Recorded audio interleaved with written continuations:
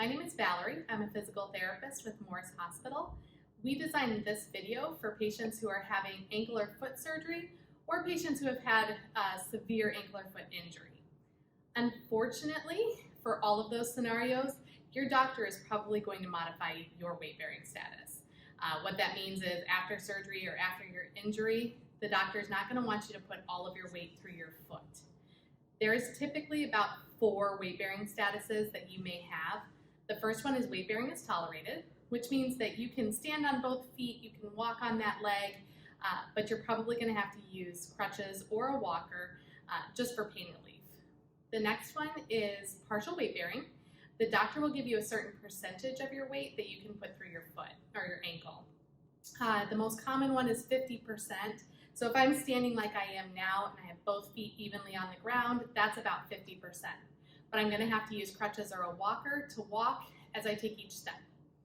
The third weight bearing is touchdown weight bearing or toe touch weight bearing. Typically the doctor will allow you to put a little bit of weight through your foot just for balance, but no actual weight when you step. So crutches, a walker, those are going to be absolutely needed. The final weight bearing status is non-weight bearing. Unfortunately, this is the most difficult, but it's also the most common order that we see. Basically, non-weight bearing means that you will not be able to put any weight on your foot when you go to stand up, sit down, or walk. So you're absolutely going to need crutches or a walker, a knee scooter, some form of equipment to help you walk. My best advice is to contact your doctor before surgery so that you know what weight bearing status he expects, and then you can practice that before you actually have the surgery done. We're going to start with crutch training.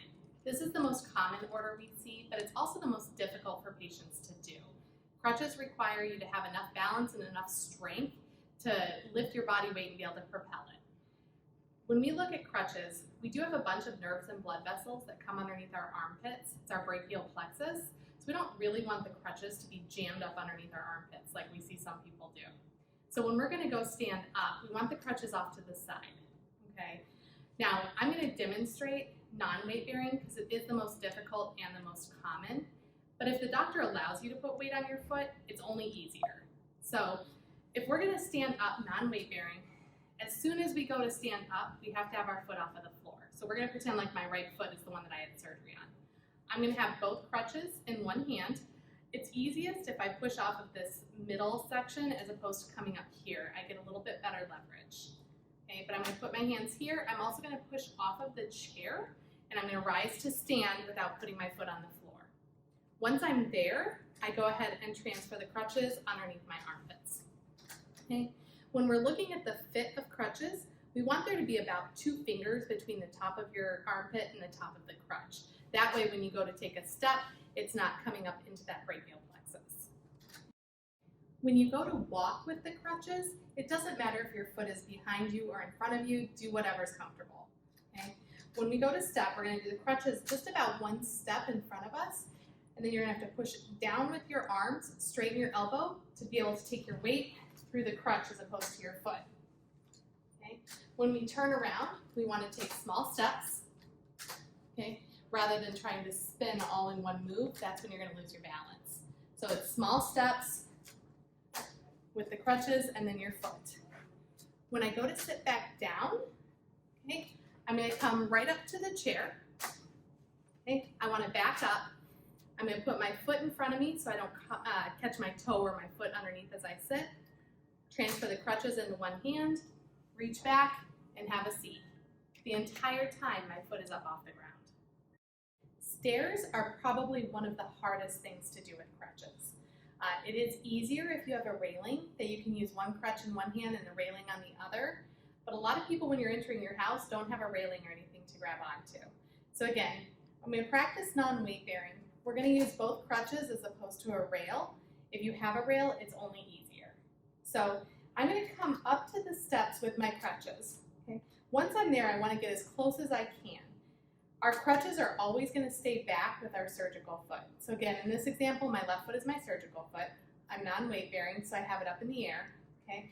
As I come up onto the step, I'm going to want to push down through my arms, straighten my elbows as best I can, and I'm going to lift myself up onto the step.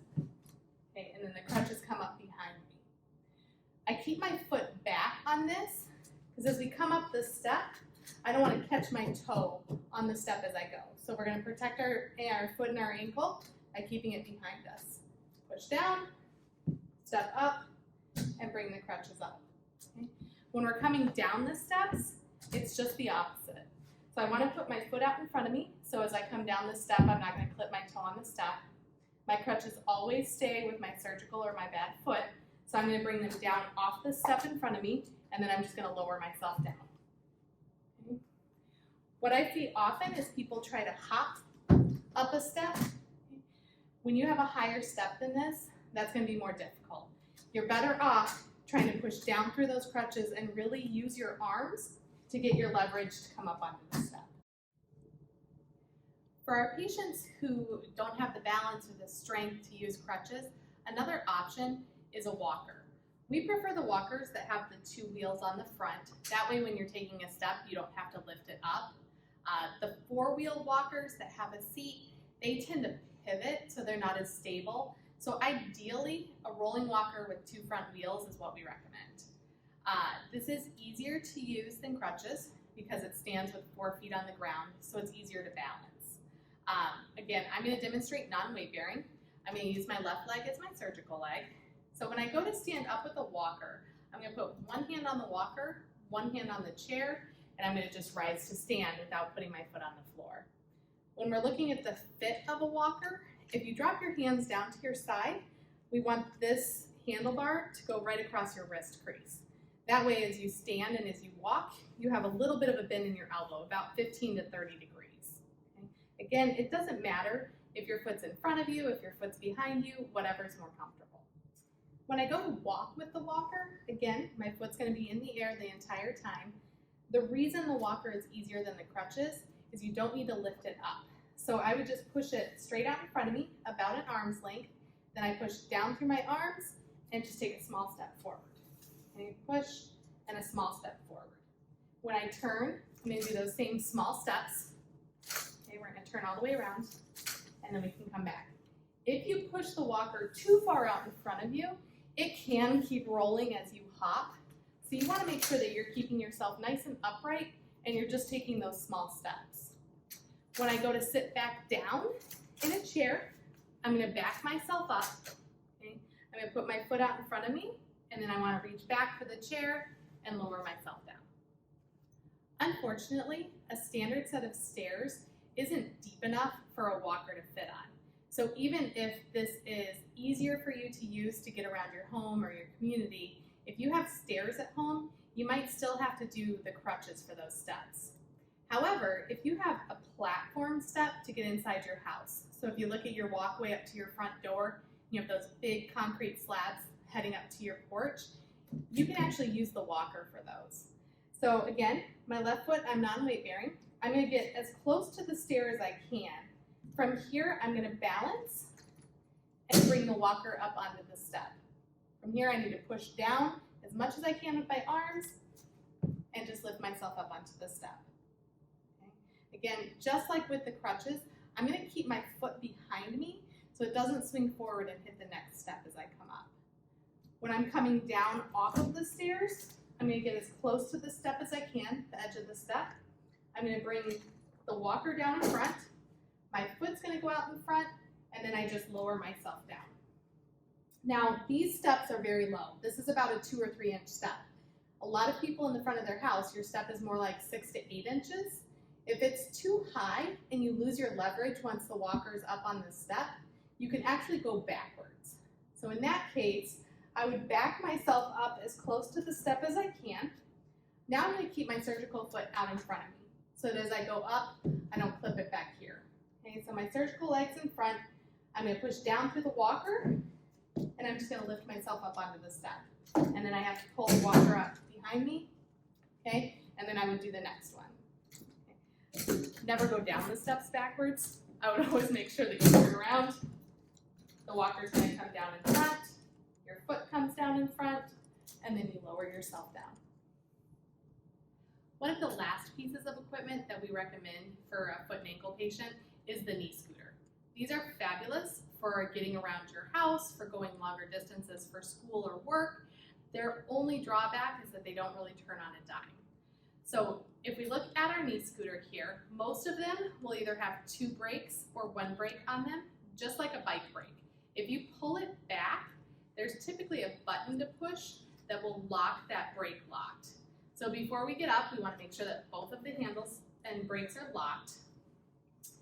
We're going to pretend like my right leg is my surgical leg at this point, and I'm still non-weight bearing. So I need to have my knee scooter either on the right side of me or in front of me in order to get up. Okay. When I go to stand up, I'm going to put one hand on the handlebar. I'm going to push off the chair with my other hand. And again, my right foot is going to stay in the air the entire time. Once I'm up, then I can just swing my leg up onto the knee plate and I'm good to go. When we adjust these knee scooters, they're typically adjustable at the handlebars and at the knee plate. So you want to make sure that it's comfortable for you, that you're not having to hunch over or that your knee isn't driving into your chest. You want it to be nice and relaxed and comfortable. When I then go to move, I'm just going to unlock my brakes and then I can scoot along. Okay. Now again, these do not turn on a dime. So if I was going to make a circle here and I'm turning as sharp as I can, it's a big round circle. Okay. And then I end up having to back up to clear my path. So where these are not as functional is in your bathroom. If you have a small powder room and you're trying to get your knee scooter next to your toilet, it's probably not going to fit. So although these are wonderful for longer distances, you may still need your crutches or your walker in your house. Now when I go to sit back down, if I pull right up to my chair like this, obviously I can't get off of it because now I have to step towards my surgical leg. So I'm going to go ahead and turn again. Okay. And this is where we have to do like a 10-point turn in our car. And we're going to back ourselves up, okay, until I'm either in the front or to the side. Before I step off, I'm going to lock my brakes. Okay, I'm going to bring my foot down, and then I reach back and have a seat in the chair. This last section is really just tips and tricks for you. Most hospitals or surgical centers will not have equipment for you to borrow on the day of surgery. They may have a set of crutches, but you probably want to have your walker or your knee scooter already purchased or borrowed before surgery. Hopefully for most of you, this is going to be a temporary situation. A lot of people have medical equipment that they have kept in their basement or their attic. It's a good time to ask your friends and family if they have any of this equipment that you can borrow ahead of time. The other part about borrowing it ahead of time is it gives you the opportunity to practice. When you have just come out of surgery, you're under anesthesia, you may not feel your best, that's not the best time to start trying to use your crutches. So we really encourage you at least a week ahead of time to start practicing with whatever equipment that you have or that you need. If you want your insurance company to help cover some of the equipment, you're probably going to need a prescription from your doctor.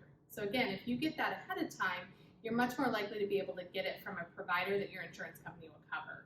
My best advice on that is to go ahead and call your insurance company ahead of time, find out what equipment they will cover for you, where you need to get it, and if you need a script from your doctor. The other tip and trick is your bathroom. So if you're trying to stand up from a very low toilet that doesn't have anything around it and keeping your foot off of the floor, it can be really difficult. They do have equipment. They have toilet seat risers or commodes that fit over your toilet that will raise it up a good couple inches. Most of them also have armrests that will help you push off. So before surgery, sit on your toilet, see if you can stand up without a riser on it. If you can't do it, then I would strongly recommend that you get one ahead of time. You also need to look at your shower situation. Is it a walk-in shower or is it a tub shower? Okay, if I'm non-weight bearing, I can't step over my tub. Okay, so then I'm looking at if I want to take a shower while I'm still non-weight bearing, I'm probably going to need a tub transfer bench. It's a bench that sits 2 legs outside of your tub and 2 legs inside your tub, so you can sit on it and scoot across. If I have a walk-in shower, I want to consider having a shower seat. Okay, it's very hard to maintain your balance and stand on one leg while you're washing your hair, while you're washing your body, without getting fatigued or losing your balance. At least if you have that shower seat in there, you can take a break as often as you need to. You can also sit on that seat and dry yourself off before you have to hop back out of the shower. A very common thing that we hear from patients is that they just plan on bumping themselves up the stairs on their bottom. I'm going to be honest with you, we don't recommend it. It's very difficult to keep one foot in the air and lower yourself all the way to the ground or all the way to the stairs. It's also very difficult to try to get back up off of the stair with your foot in the air.